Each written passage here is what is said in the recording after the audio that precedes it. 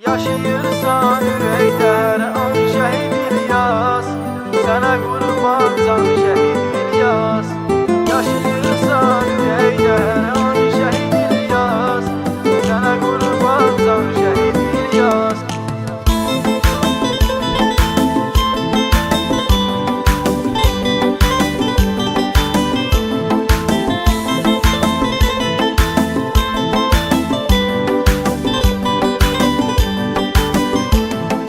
Bizi tutmaz qüssə kədər, ordumuz qazandı zəfər. Bilabat kəndinin vardı iftixarı gör nə qədər. Var igid cəngavərimiz, İlyas kimi əskərimiz, vətən uğrunda can verib igid vətən pərvərimiz. Yaşayırsan ürəklər an şəhid İlyas, sənə qurban can şəhid İlyas.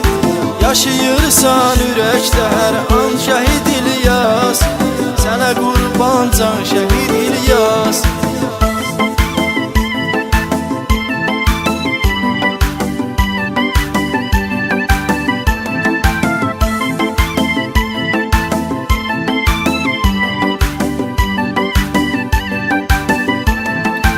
İgid ölər, adı yaşayar, qəm yükünü ana daşıyar. Nə qədər şəhid verdi vətən, bizim ölkə, bizim diyar. Alındı torpaqlarımız, cıdır düzü dağlarımız, zirvələrdə dalğalanır üç rəngli bayraqlarımız. Yaşayırsan ürəklər an şəhid İlyas, sənə qurban can şəhid İlyas. Yaşayırsan ürəklər an şəhid İlyas, sənə qurban can şəhid İlyas.